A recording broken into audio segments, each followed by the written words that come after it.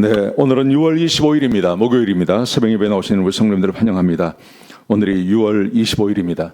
우리 한국의 6.25 전쟁이 난 지 72년, 72주간이 되는 그런 날입니다. 하나님께 감사하시며 하루를 보내시기를 주의 이름으로 축복합니다.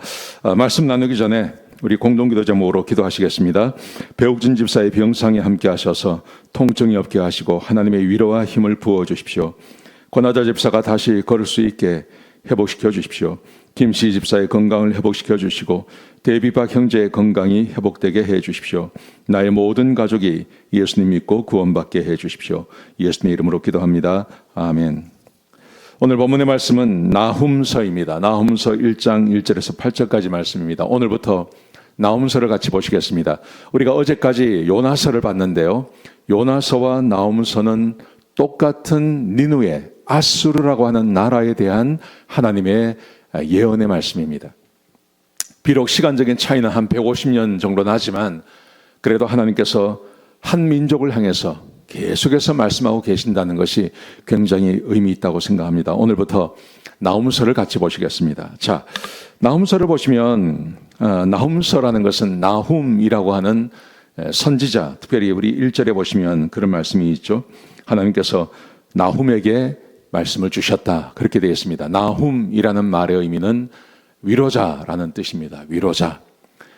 특별히 나훔서를 통해서 누구를 위로하시냐 하면 남유다를 위로하십니다.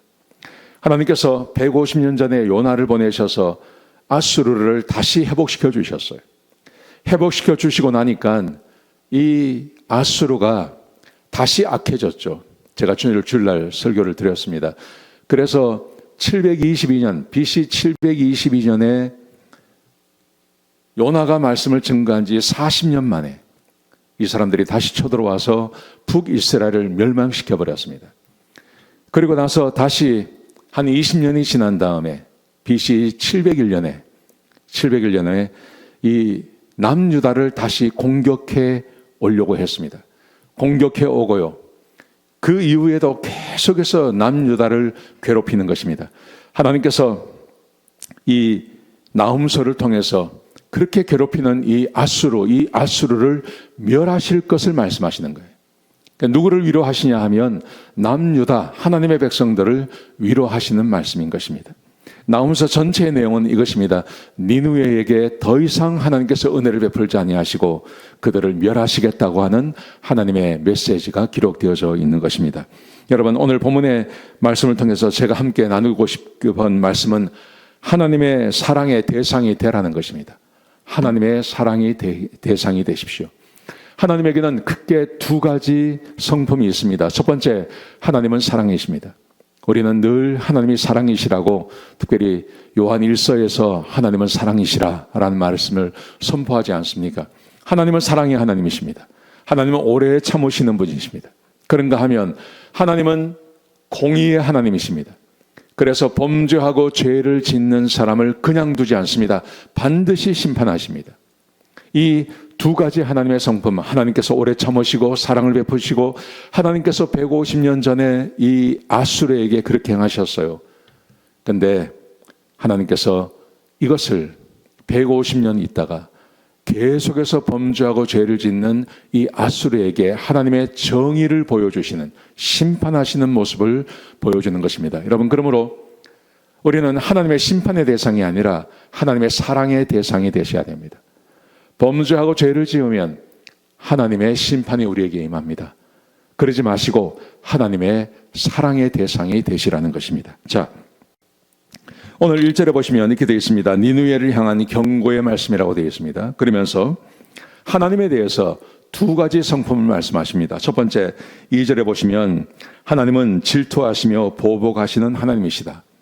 하나님은 보복하시고 진노하십니다.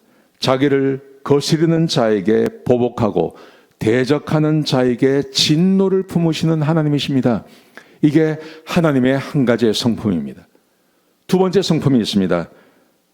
3절에 보시면 하나님은 노하기를 더디하십니다. 권능이 크십니다. 벌받는 자를 결코 내버려 두지 아니하십니다.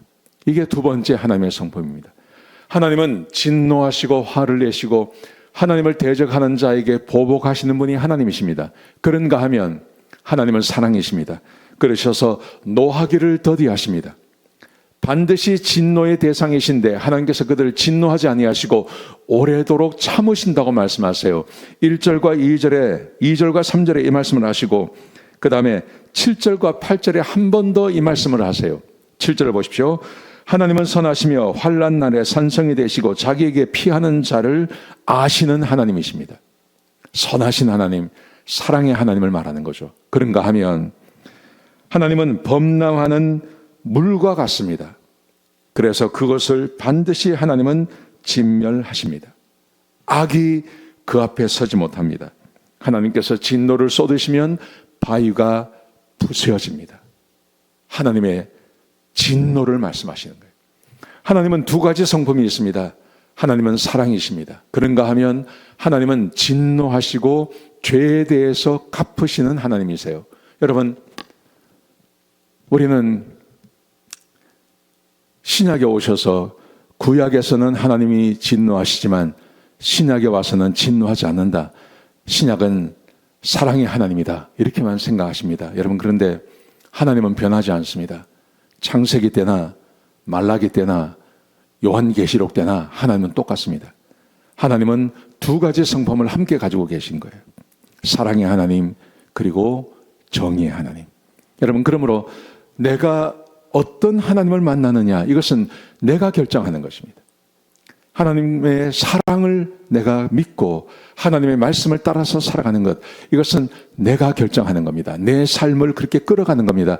그러면 사랑의 하나님께서 나와 함께 늘 동행해 주십니다. 그렇지 않고 내가 범죄하고 죄를 지으면 비록 하나님의 백성이라 하더라도 진노의 하나님이 나와 함께 하시는 것입니다. 여러분, 이 말씀 꼭 기억하셨으면 좋겠습니다. 오늘 하루 진노의 하나님보다는 사랑의 하나님을 기억하십시오. 그리고 하나님의 말씀을 따라 사십시오. 그렇게 살려고 애쓰십시오. 그러면 사랑의 하나님께서 은혜를 베풀어 주실 것입니다. 그런 하루가 되시기를 주의 이름으로 축복합니다. 기도하시겠습니다. 아버지 하나님, 귀한 말씀 주셔서 감사합니다. 하나님의 사랑을 기억하고 하나님의 진노의 대상이 아닌 하나님의 사랑을 받는 주의 백성들에게 축복하여 주옵소서. 감사합니다. 예수님의 귀하신 이름으로 간절히 기도드렸습니다. 아멘.